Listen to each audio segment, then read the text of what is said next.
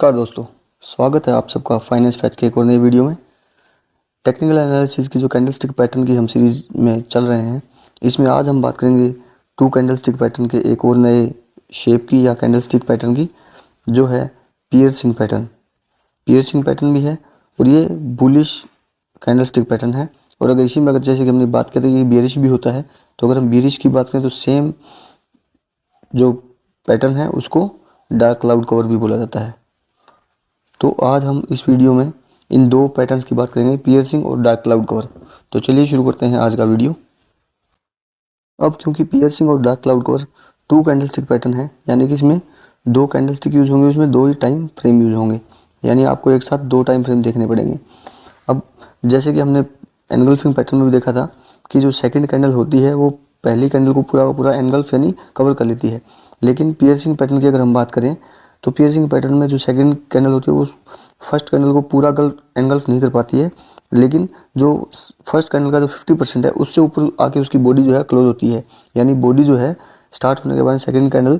First candle के 50% से ऊपर क्लोज कर जाती है, तो उसको पियर्सिंग पैटर्न बोलते हैं। पियर्सिंग पैटर्न जो है वो बुलिश कैंडलस्टिक पैटर्न है। बुलिश यानी कि आने वाले फ्यूचर के अप ट्रेंड को ये दिखाता है। तो इसका मतलब ये है कि अगर ये चार्ट पे आपको कहीं भी जो अगर डाउन ट्रेंड चल रहा है तो उसके अगर बॉटम में आपको कहीं पियर्सिंग पैटर्न दिखता है तो इससे बहुत प्रोबेबिलिटी बन जाती है कि आगे जो है वो ट्रेंड जो है रिवर्स होने वाला और जो है अप ट्रेंड में जाने वाला है। लेकिन इसके लिए प्राइम रिक्वायरमेंट यही है कि आपको जो चीज़ ध्यान रखनी है कि पियर्सिंग पैटर्न जब आपको चार्ट में दिखता है उससे पहले जो है जो स्टॉक है वो हमेशा डाउन ट्रेंड में होना चाहिए। और इसको आप इसी में अंदाजा लगा सकते हो कि पहला जो कैंडल है इसका रेड कैंडल बनता है। उसके बाद में दूसरी जो इम्पोर्टेंट बात है जो आपको ध्यान देनी है कि दोनों कैंडल की जो बॉडी है वो अलग अलग हो सकते हैं, ज़रूरी नहीं है कि दोनों कैंडल की बॉडी सेम हो, पर जो मेन रिक्वायरमेंट वो ये है कि जो सेकंड कैंडल का जो बॉडी है वो एटलीस्ट जो है फर्स्ट कैंडल का जो 50% मार्क है उसको क्रॉस करना चाहिए। पियर्सिंग पैटर्न में जो तीसरी बात हमें ध्यान रखनी है वो ये है कि सेकंड कैंडल जो है वो फर्स्ट कैंडल से गैप डाउन ओपन होनी चाहिए। अगर आप इमेज में थोड़ा जो हमने दिखाया है कि जो फर्स्ट कैंडल का जो क्लोज है वो यहाँ पे है और सेकंड कैंडल का ओपन जो है वो यहाँ पे, यानी कि दोनों के बीच में गैप है। इसका मतलब कि जो सेकंड कैंडल का जो ओपनिंग है वो हमेशा गैप डाउन ओपनिंग होना चाहिए, ये आपको ध्यान रखना है। उसके बाद में आपको जो 50% वाला जो हिस्सा है कि आपको जो फर्स्ट जो सेकंड कैंडल है वो 50% इसको क्रॉस कर जानी चाहिए और आपका हमेशा इसको नीचे ही बनना चाहिए एकदम चार्ट के। अगर चार्ट के बीच में कहीं दिखाई देता है तो इसको जो प्रोबेबिलिटी है वो इतनी स्ट्रॉन्ग नहीं होती है ट्रेंड रिवर्सल की। बट अगर ये चार्ट के एकदम बॉटम में यानी सपोर्ट पे कहीं दिखाई देता है तो आपका बहुत बड़ा चांस बन जाता है कि ट्रेंड यहाँ पे रिवर्स होने वाला है। अब पियर्सिंग पैटर्न को आप कंफर्म कैसे करेंगे, यानी अगर हमको कंफर्म करना हो कि ये पियर्सिंग पैटर्न बन गया है तो कंफर्मेशन के लिए हमको एक दो चीज़ ध्यान रखनी होंगी कि एक तो जो सेकंड कैंडल है वो गैप डाउन होनी चाहिए ओपनिंग उसकी। उसके बाद में जो सेकंड कैंडल का जो वॉल्यूम है, वॉल्यूम भी जो है सेकंड कैंडल का जो ट्रेड का वॉल्यूम है वो फर्स्ट कैंडल से ज़्यादा होना चाहिए। और उसके बाद अगर आपको ट्रेंड रिवर्सल का भी कंफर्मेशन लेना है तो जो सेकंड ग्रीन कैंडल बनती है उसके बाद जो थर्ड कैंडल बनेगी वो भी आपकी ग्रीन बननी चाहिए। और अगर थर्ड कैंडल ग्रीन बनती है इसका मतलब ये है कि 99% श्योर हो जाता है कि ट्रेंड जो है वो रिवर्स हो चुका है।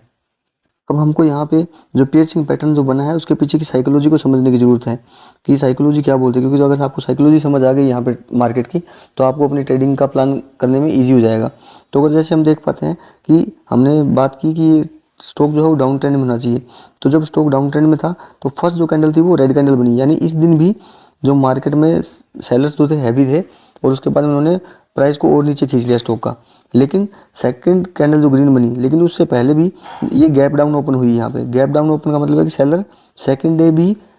डोमिनेशन में थे, लेकिन जैसे ही ओपन हुआ स्टॉक मार्केट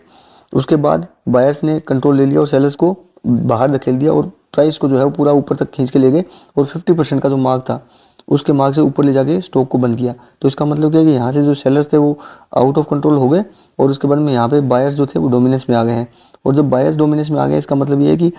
अब चांसेस है कि आगे आने वाले जो टाइम फ्रेम्स होंगे या ट्रेडिंग सेशंस होंगे उसमें बायर्स ही कंट्रोल में रहेंगे और अप ट्रेंड कंटिन्यू होगा।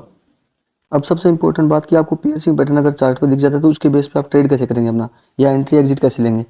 तो अगर आप रिस्क लेने वाले ट्रेडर हैं और आप थोड़ा मोटा रिस्क उठा सकते हैं तो आप जैसे ही सेकंड कैंडल बनती है और आपको कंफर्म होता है कि पियर्सिंग पैटर्न बन चुका है तो पियर्सिंग पैटर्न के सेकंड जो ग्रीन कैंडल होती है उसका जो क्लोज होता है उसके ऊपर आप अपनी ट्रेड की एंट्री ले सकते हैं और आपका जो स्टॉप लॉस होगा वो इसका जो सेकंड कैंडल है पियर्सिंग पैटर्न का ग्रीन कैंडल उसका जो लो है उस पर आपका स्टॉप लॉस हो जाएगा और आप अपने टारगेट के हिसाब से एंट्री कर सकते हैं, लेकिन टारगेट के हिसाब से एग्जिट कर सकते हैं। लेकिन अगर आपको रिस्क अवॉइड करना है और आपको कंफर्म करना है पहले कि ट्रेड जो एंड ट्रेंड है वो रिवर्स हुआ है कि नहीं हुआ है, तो उसके बाद में आप जो सेकंड कैंडल बनती है उसके बाद में एक और ग्रीन कैंडल अगर बनती है यहाँ पे, तो उस ग्रीन कैंडल का जो क्लोज होगा उस क्लोज पे आप एंट्री ले सकते हैं। लेकिन आपका स्टॉप लॉस जो है वो सेम रहेगा, जो सेकंड ग्रीन कैंडल थी पियर्सिंग पैटर्न की, उसका जो लो है वही आपका स्टॉप लॉस रहेगा और इस हिसाब से आप एंट्री और एग्जिट कर सकते हैं अपने हिसाब से। जो पियर्सिंग पैटर्न था हमने अभी जो बात की वो बुलिश पैटर्न था, लेकिन अगर इसके बियरिश पैटर्न की बात करें तो वो डार्क क्लाउड कवर कहा जाता है। डार्क क्लाउड यानी कि काले बादल, यानी कि अब ट्रेडिंग सेशन में काले बादल छा गए हैं और अभी सेलर्स जो है कंट्रोल में आने वाले हैं। तो इसमें जैसे कि हम इमेज में भी देख सकते हैं, जो फर्स्ट कैंडल होती है वो ग्रीन कैंडल होती है, यानी कि मार्केट जो है अप ट्रेंड में थी या स्टॉक जो था अप ट्रेंड में था, और जो फर्स्ट कैंडल बनी तो उस दिन भी बायर्स कंट्रोल में थे और पूरा ग्रीन कैंडल बना। लेकिन उसके बाद सेकेंड डे जो है यहाँ पे गैप अप ओपनिंग हुआ। गैप अप ओपनिंग यानी कि बायर्स अब भी कंट्रोल में थे, लेकिन जैसे ही बायर्स कंट्रोल में थे यहाँ से खुला मार्केट, खुलते ही जो सेलर्स थे एकदम डोमिनेंस में आ गए और यहाँ पे शेयर को जो है वो फर्स्ट कैंडल के 50% से नीचे ले जाके बंद कर दिया यहाँ पे। तो इसका मतलब कि यहाँ पे अभी सेलर कंट्रोल में आ गए हैं और अभी बहुत बड़ा चांस है कि अप ट्रेंड से अब डाउन ट्रेंड में ट्रेंड रिवर्स होने वाला है। अब आपको डार्क क्लाउड कवर में भी वही चीज़ ध्यान रखनी है कि जो फर्स्ट कैंडल है आपकी वो ग्रीन होनी चाहिए, उसके बाद में सेकंड कैंडल आपका गैप अप ओपनिंग होना चाहिए, उसके बाद में सेकंड कैंडल जो है वो फर्स्ट कैंडल की 50% का जो मार्क है उसको क्रॉस करके नीचे बंद होनी चाहिए। अगर आपको ये हो गया तो उसके बाद आप कंफर्म कैसे करेंगे कि ये डार्क क्लाउड कवर बन गया? तो कंफर्म करने के लिए आपको सेकंड कैंडल का जो 50% वाला मार्क तो होगा ही होगा, उसके साथ में जो सेकंड कैंडल के साथ जो ट्रेडिंग वॉल्यूम एसोसिएटेड होगा या जो ट्रेडिंग वॉल्यूम होगा वो फर्स्ट कैंडल से ज़्यादा होना चाहिए।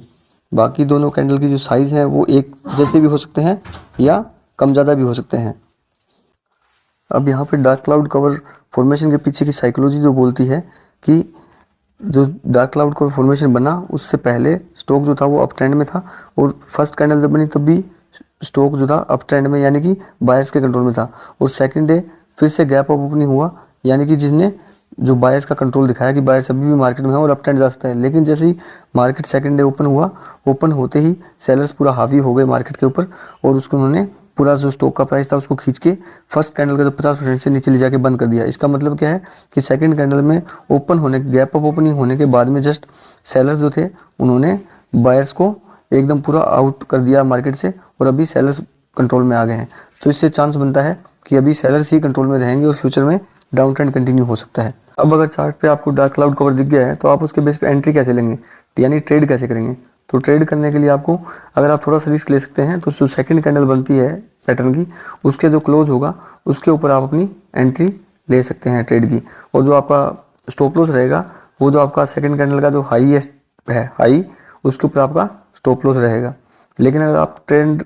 रिवर्सल का कंफर्म करने के बाद ही ट्रेड लेना चाहते हैं तो आप इसके बाद नेक्स्ट कैंडल का वेट करें, और अब क्योंकि अगर ट्रेंड रिवर्स हुआ है तो डाउन ट्रेंड फॉलो करेगा, तो डाउन ट्रेंड यानी कि नेक्स्ट जो कैंडल बनेगी वो रेड कैंडल बनेगी, और जैसे ही रेड कैंडल बनेगी तो आप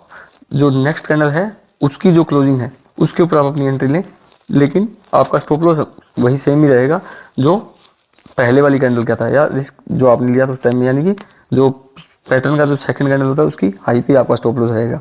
तो इस हिसाब से आप अपनी टारगेट के हिसाब से एग्जिट कर सकते हैं ट्रेड से। तो हमने समझने की कोशिश की कि पियर्सिंग पैटर्न क्या होता है, पियर्सिंग कैंडलस्टिक पैटर्न और डार्क क्लाउड कवर क्या होता है, और उन दोनों के पीछे की जो साइकोलॉजी है वो समझी हम लोगों ने। और साइकोलॉजी के बाद में आप कंफर्मेशन कैसे करेंगे कि जो पैटर्न है वो बन चुका है ट्रेड इस पे चार्ट के ऊपर। कंफर्मेशन होने के बाद में हम सबसे इम्पोर्टेंट जो बात थी कि इनके बेस पे हम दोनों कैंडलस्टिक पैटर्न के ट्रेड कैसे लें। तो उम्मीद है कि आपको ये सब चीज़ समझ आ गया होगा। आने वाले वीडियो में हम और कैंडलस्टिक पैटर्न का डिस्कस करेंगे, और अगर आपको हमारा चैनल और कंटेंट पसंद आ रहा है तो चैनल को लाइक करना ना भूलें और कंटेंट के साथ इसी तरह बने रहें और चैनल को सब्सक्राइब भी करें।